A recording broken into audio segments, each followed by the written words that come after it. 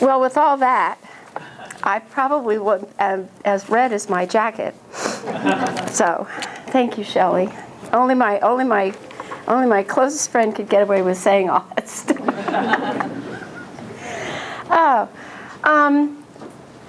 If I don't hold these, can you all hear me? Am I coming through? Okay, just want to make sure of that. It has been 4 years since I've addressed this audience, and I really, truly appreciate being asked to do this. The nice thing about this audience is that the character has changed. There are some people here today who have always come to community council, but one of the genius things that happened around here was the fact that the Chamber of Commerce and the Community Council put their lunches together. That has given all of us a wonderful way in which to reach everybody who lives, works, recreates, shops, does everything that you can do practically in Rancho Cordova. It's a wonderful idea, and I know that for those of us who are local and who are attending the meetings, as well as for the people who are speaking, this is a wonderful way to reach everybody in Rancho Cordova. So we just want to thank that and acknowledge the Chamber and the Community Council for doing that. I also truly appreciate the fact that somebody should turn the lights back up. I get to be the mayor again this year. It was such fun to be the mayor in 2008 when we celebrated our birthday. And we did a little schedule shuffling, so that's why it's come around again. But you know, 5 years ago, we had a great celebration, complete with fake champagne and confetti. We just had the best time. We were young. And we didn't actually know what we didn't actually know. This year, as Shelley has presented to you before with our 10th celebration, then obviously we're going to have a huge celebration. She has a tremendous amount of things planned. The committee is working like busy beavers, and everything that we do this year in Rancho Cordova will in some way highlight our 10 years and the city that we have begun. But it was almost 60 years ago that a talented group of people began to transition this agricultural community into modern-day Rancho Cordova. Some of those people, their children and their grandchildren, still live here today. So if anybody here has lived here longer than 45 years, stand up. You and you, Larry, C. Let's give these people a round of applause.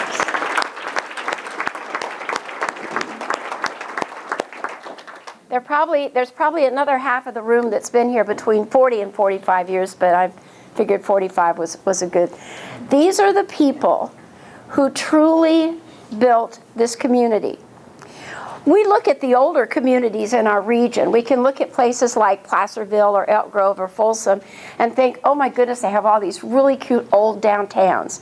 And that's a neat thing to have. Even Del Paso Boulevard in North Sacramento has a cute old downtown. But in reality, the people who built this community weren't just building structures. They were truly building a community. They were building a community of families, organizations, services, businesses. They were building a community where neighbors knew each other. It was a community that took pride in itself and its collective abilities. It is a community that welcomes new people coming to live from all over the world. Whether you came with the Air Force or you came with Aerojet or you came for a job, everybody has been welcomed here. And everything that you've heard today so far just kind of supports the theory that it really does take a village. We all support each other. So being designated an All-America City is a national recognition that we really truly are a community, and we're still building that community today. At 5 years, we made some strong statements. We said that investing in our infrastructure was a high priority. So today, look at Folsom Boulevard. We've built roads and bridges to connect isolated parts of our city. We are upgrading the underground utilities, all those pipes Shelley was talking about. Cyrus in the back of the room is busy upgrading all the underground utilities so that we can renovate or remodel old buildings or tear those down and make way for new buildings. And we don't hesitate. You've heard David Sanders say, and Kurt say, all they've ever wanted for Christmas was a bulldozer. We don't hesitate to get rid of old structures, to get them out of the way for more modern uses. We said that investing in neighborhoods was a high priority. So today, the Growing Strong Neighborhoods program is creating successes in cleanup and renovation efforts. The program also has collected a very large body of knowledge so that we can track how our quality of life here in Rancho Cordova compares with the quality of life in other communities. That's very important to us. We said that investing in our community life was important. And I don't have to describe to you the incredible success that the Cordova Community Council has become, because just the fact that you're here today is a testament to that. And as the reputation of their broad range of events grows, then they are now being used as a model for other communities who want to start this same kind of organization. We just entertained a group of people from Galt last week, and they want to start a community council also. And of course, we said that our business sector was important. We invested in the organizations that support our business sector, and the city council got criticized for it. But we've continued to do that. We continuously examine and revise our fee structures so that Rancho Cordova will continue to grow and prosper as the second largest employment center in the region. When we incorporated, we were bleeding retail. We were routinely losing 50-year-old businesses, and that had to stop. But there was also no way that we would let our organizations follow that same trend. And there were several organizations that were struggling at that point in time. So we put time and energy and some hard, cold cash into helping organizations continue. Today, we are seeing the expansion of existing companies as well as new office openings, the new retail openings that you heard David describe at the State of the City address, the arrival of 2 different types of entertainment centers, not just our wonderful project that will have movie theaters and bowling alley and things for kids to do, but also a sports complex. You've seen an increase in residential construction, and one of our home builders who had not been building here for a while is back building a new home product in our market. You've seen additions to our stable of public and private institutions of higher learning, groundbreaking for a much-needed senior living community, and the strong possibility of a small convention center. But despite these successes, economic development remains our #1 priority and our #1 challenge. And we will continue to make that the main focus for this year coming up and probably for several years in the future. Last week, we held our annual City Council and staff retreat. And despite its name, it is not a closed meeting. It is advertised. We had community people there, some of whom are here today. We had city staff, city council. All 5 city council members were able to participate this time. We had representatives from other organizations. And because our what used to be our 3-legged stool that makes Rancho Cordova work, the city, the chamber, and the community council, has been joined by a 4th, by travel and tourism. We had all 4 legs of our stool in the room, and we welcomed them for the first time. Our retreat is a time for brainstorming and for thinking out loud.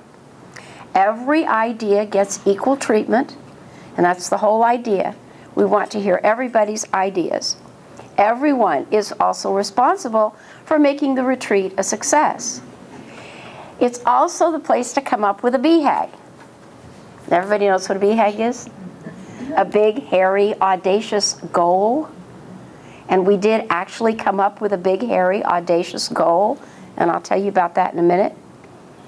And in this anniversary year, it was time to decide what our priorities are going to be for the next 10 years. At the end of the 2 days, after reviewing and prioritizing several dozen ideas, we came up with the following. And that's what's on the screen.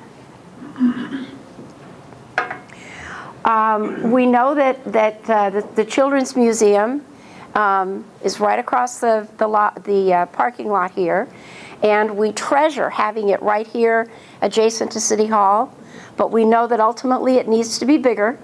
If they have sold out or they've had to close their doors half a dozen times simply because they exceeded the occupancy limit. One of the people from the Children's Museum is here today. We need a large public plaza for civic uses. And there were a lot of ideas thrown out about this. People are thinking everything from the kind of plaza they have in the Davis City Park, which is really quite a small park, but it's got that lovely structure for their farmers market. So we want a place where the Civic Light Orchestra can play for people, where we can have concerts, we can have events. Not to take the place of Village Green, but a big plaza that can be used for that kind of thing. We need more public transportation, such as the Cordovan. It is always a challenge that the Cordovan is paid for by the people who use it. But Cyrus and his crew are constantly thinking of ways in which we can expand our public transportation offerings. The Veterans Village, we think, is a done deal, but it's not quite secure. And so we are continuing to work on Veterans Village and to work on an equivalent for women. We need a community center. And the community center, the senior center, the Boys and Girls Club, those kinds of things could all be co-located, perhaps around a civic plaza. But we've seen here at City Hall the synergy of having things located close together. So we often see people in the parking lot who will say, who've come to the Children's Museum, who will say, where can I go to eat? Because if you're standing in our parking lot, you don't necessarily realize that you can go right across the street to 6 places to go eat, or you can go over to Capitol Village to another half a dozen places to eat. And so we need that kind of synergy of co-locating our assets. One of the ideas that came up was that the senior center could have some incubator space that could be rented by people who participate if they need to have like a small business that they want to do, or they want to hold a class. We have needed a Boys and Girls Club. The Park District has done the wonderful Riverview Center with one of the schools that the school district is lending them, and it's become a terrific place for kids, but we really do need a Boys and Girls Club.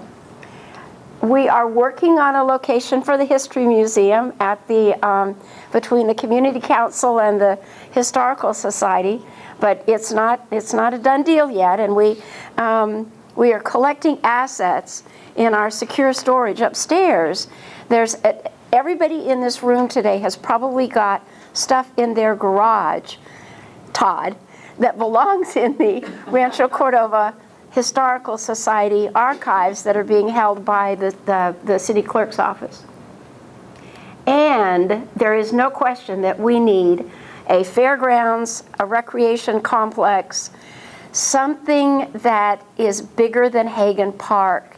Because as much as we love having the 4th of July in Hagan Park, we have outgrown it. Well, but we have outgrown it. The 4th of July, I know some of you have this experience. The 4th of July celebration that we have today is larger than the county fair where I went to high school. And that was supposed to be a big city, but it was larger than that county fair. So this was the list of public projects that everybody came up with that they wanted to focus on for the next 10 years. Then we decided, what would we like to work with, to partner with the private sector? So it's not that we're telling people you have to do this or mandating that this be done, but this is what we would like to see the private sector bring forth to Rancho Cordova. And Kurt and his department, everybody else at City Hall will work with the private sector to help ensure that these kinds of things get on the ground. We need a hospital. God bless the VA. Thank you, UC Davis Med Center. Thank you, Kaiser. We don't have a trauma care. We don't have any kind of trauma care here. We don't have particularly urgent care. We truly need a hospital. And even with the overflight zone at Mather impacting a lot of the area, there are still locations where we could put a hospital. So we've been looking for a hospital for quite some time. Bob certainly started that the first time he was mayor. We will continue. We're thinking that perhaps a hospital might have a better chance of succeeding if perhaps it were tied or linked to some of the business assets that we have here in Rancho Cordova, like VSP or Delta Dental, that maybe, or biotech, maybe some of what we have here could become the genesis of a hospital. We were very supportive of the University of Sacramento that was proposed for Cordova Hills, and very sorry when they decided to go away. Rancho Cordova is blessed with 18 or so institutions of higher learning. Some are private sector, some are public sector, some are for-profit, some are not-for-profit, and we are very close to having Los Rios put their new campus down at Mather Field Mill Station. But we could use a university. And again, we thought that perhaps it could focus on some unique service or market, such as sports or medicine or entertainment. Some of us went on a study mission to Charlotte, North Carolina several years ago, and everything in the town of Charlotte and its environs is focused on NASCAR, not surprisingly, but everything is focused on NASCAR. They have a culinary institute that teaches people how to run restaurants and how to provide food for large crowds. Their university focuses on sports medicine, trauma care, because unfortunately NASCAR has its risk element to it, and automotive repair and all things automotive. The entire community of Charlotte and Mecklenburg County, North Carolina, is focused on NASCAR. So, the idea is, well, maybe there's something unique here that we could get a university to focus on. We need to focus more on a cultural arts center, including ethnic dining. The Coriana Plaza, in its remake of itself, is providing a tremendous asset for Rancho Cordova. A lot of people who used to go down to Stockton Boulevard don't do that anymore because they can go to the Coriana Plaza instead. But we want to capitalize on that and grow it. If I could find a place out here for a King's Arena, I would certainly, I would certainly be twisting as many arms as KJ is twisting. I've talked to one of our very large property owners who say they'd already talked to the Maloofs and no, that won't work. But we're still looking for an arena or a large sports complex. Perhaps we partner with the county in the Mather Regional Park, but we're still looking.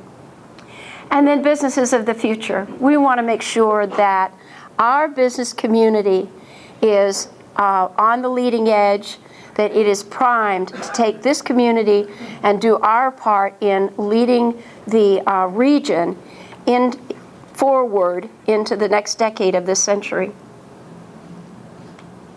Whoops. And then there are community programs and services. We didn't count the things that we think everyone absolutely expects us to do because it's a standard city service. It's something that we're obligated to provide. The only one we put down in that regard is really safety and crime prevention, because that truly is the number one duty of any city, of any government, to keep its people safe so that they feel comfortable walking around, so that we can all, so that one of these days we can get our little kids back to walking to school. Civic engagement is a high priority for Rancho Cordova. I know you all know that because you're here. Civic engagement is what makes the Chamber of Commerce run. It's what makes the Cordova Community Council run. It is, even though we talk about the three-legged, or now the four-legged stool being the way in which Rancho Cordova is thriving and becoming being a model for other governments. On the other hand, civic engagement is the foundation of all that.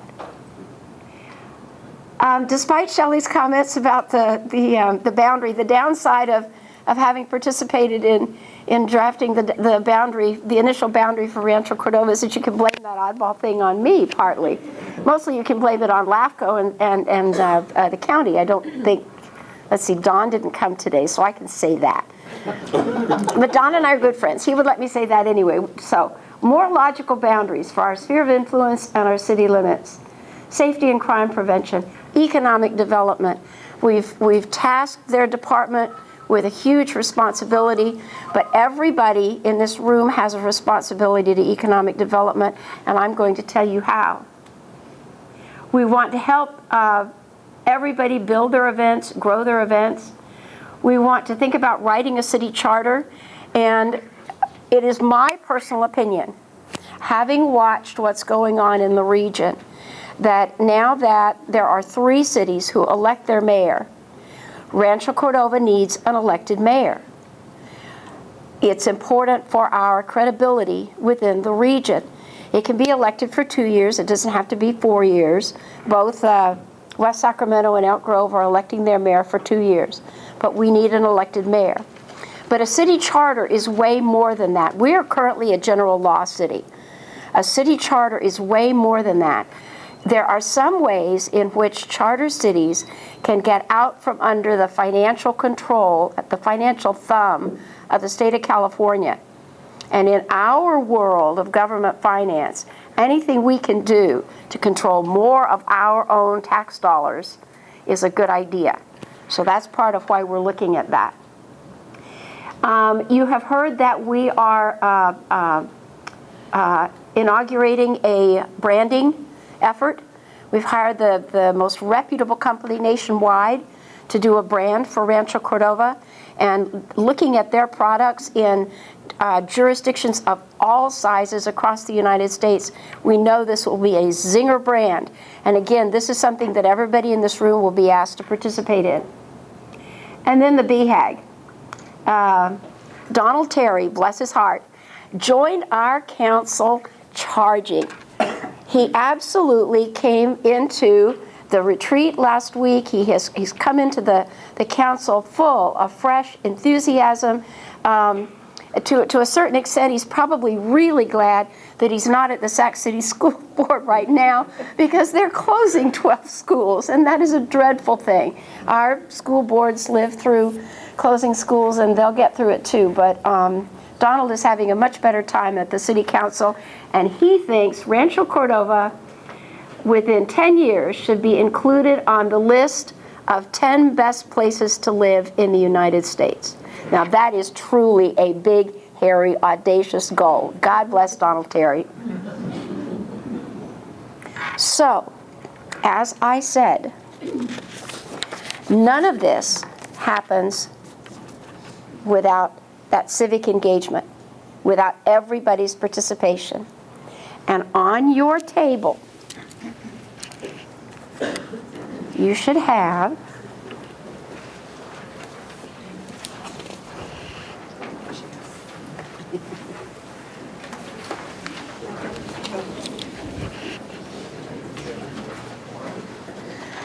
this is a power wheel.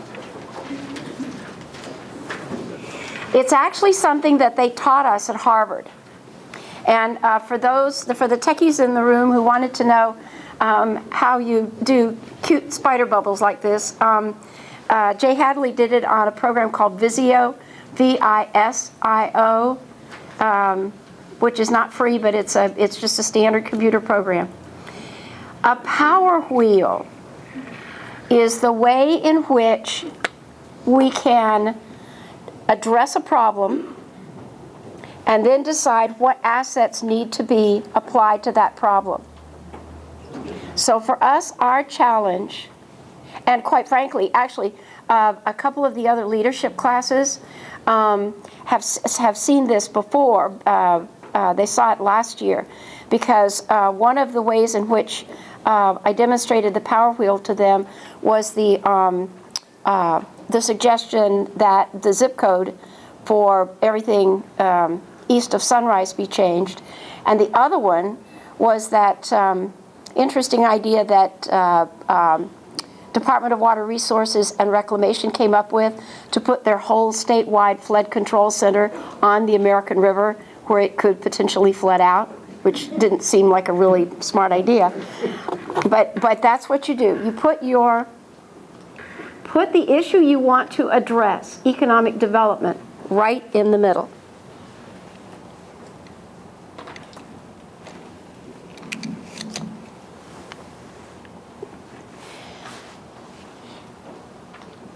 Everything around the center has a role. Every organization, every group of people, every institution has a role. It's arranged so that it's sort of our four-legged stool is in the four corners supporting this effort. At the city of Rancho Cordova, as I said, everybody at the city has a role in economic development, not just the economic development staff. It is incumbent on planning, building, neighborhood services, code enforcement to help out. In the planning and building world, we need people to put applications through in an expeditious manner. Neighborhood services and code enforcement have strong roles in helping our city look as neat and tidy as it possibly can so that people will want to bring business here to Rancho Cordova. Our communications department has a role. There are some cities around here that are really good at singing their song. Our communications department is now making sure that everything good that goes on in Rancho Cordova gets to a press release and goes out somewhere. But the media has a role also, and curiously, we're having a lot more participation by the regional media than by our local media. And we need to continue to demand that what we send to people, regardless of whether it's print or broadcast or electronic of some sort, that working with them to make sure that it gets out in public. Our Growing Strong Neighborhoods effort has a role, and there is there's both a business engagement application and a civic engagement application. In our neighborhoods, we need people to take care of their neighborhoods, put their trash cans away, take care of the front lawn. And I would never suggest that there's anybody in this room that doesn't do that already. You are the responsible citizens, and that's why you're here today. But the people that we have to address are the 383 junked automobiles that we towed out of people's front yards the very first year we incorporated. It's that kind of thing. It's the apartments that have been here so long when they weren't used for the navigators who were coming for training anymore. Working with those apartment owners to get new owners, to get them to clean up their properties so that they are a safe and healthy environment for people to live. In the business engagement side, one of the problems that we have is the fact that some of the merchants along Folsom Boulevard, if there happens to be a panhandler out front or some homeless camped out on their front doorstep, won't call the police. They won't do anything about it. They won't shoo these people away for whatever a variety of reasons. And it's really a challenge for us, and we need their participation too. The Park District. Parks and recreation is one of the ways in which people evaluate where they want to live. Along with all of the schools in the area, you've heard David say this many times, education is critical. Can my kids get the same quality education that they get in X school district across the river or down south or to the west or east or whatever? Folsom Cordova is a wonderful partner in this. We have continued to invite the other school districts, and we will continue to invite the other school districts, but so far they are not partnering with us in helping to bring people to Rancho Cordova. But the school districts and the park districts, their offerings, the quality that they provide, the way in which their facilities look, those are ways in which people evaluate where they want to live. Cordova Community Council has become one of the biggest ways in which people are drawn into Rancho Cordova for the first time. They came for the 4th of July, they came for the air show, they came to the Christmas tree lighting, they brought their kids to Kids Day in the park, whatever. It has huge economic development applications for us, as has travel and tourism. They're the ones who are organizing this sports hub.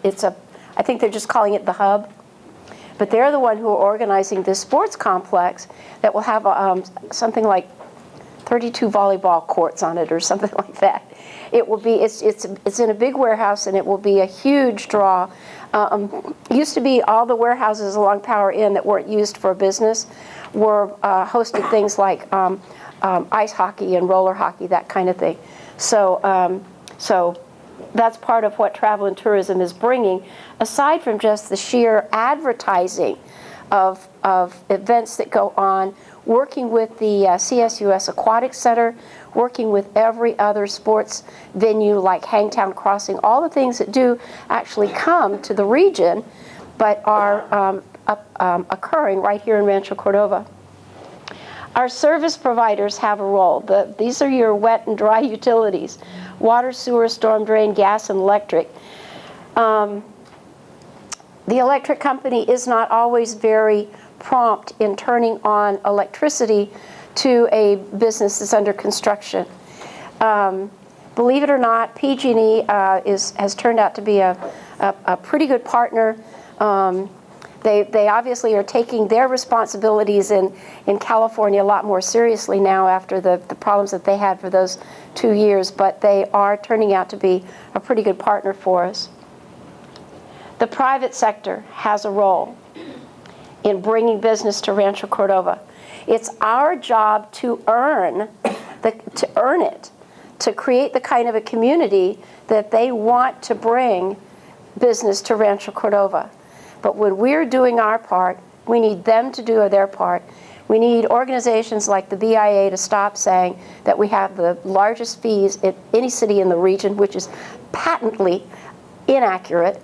And we're working on the BIA. Actually, we're in the partnership now with the BIA and the Park District, discussing fees even as we speak. The Chamber of Commerce, of course, is a wonderful supporter.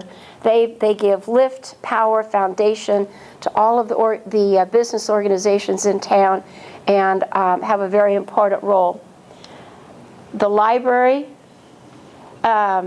One of our chief librarian's favorite stories has to do with the fact that the new library they built in the downtown that she came from helped to remodel the entire downtown, helped to revitalize that entire downtown of a big city in the Midwest. Metro Fire, they keep us safe, but they also provide inspection to make sure that the buildings that we have in town are safe and habitable. And they also have helped us significantly when we have taken down old buildings or are trying to turn over the ownership in old apartment buildings. And finally, the police department, RCPD, who of course is doing exactly the same thing, helping us to keep our city safe, to make sure that people can drive up and down Folsom Boulevard or walk up and down Folsom Boulevard, that we're safe in our neighborhoods, safe in our homes, and our kids are safe in their schools. This is how Rancho Cordova works. This is why we need everybody. We can't create the economic future that we want without the participation of everyone in the room. And there's enough pieces of paper here today so that you can take home your own copy, so that you will know, you will remember that when somebody says, we were doing this, that, oh, by the way, you had a role in helping to create that. Because this year, truly, as we celebrate our 10th anniversary as an independent city, we can accurately say that Rancho Cordova is the place to play, the place to belong, and the place to prosper. Rancho Cordova is the center of it all.